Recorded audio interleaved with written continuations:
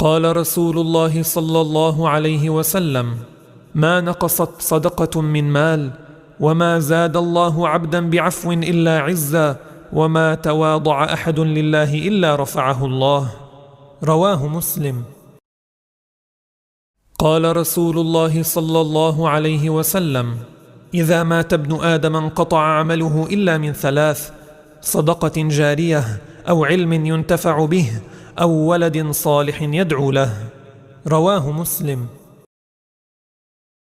قال رسول الله صلى الله عليه وسلم: من لزم الاستغفار جعل الله له من كل هم فرجا، ومن كل ضيق مخرجا، ورزقه من حيث لا يحتسب. رواه ابن ماجه.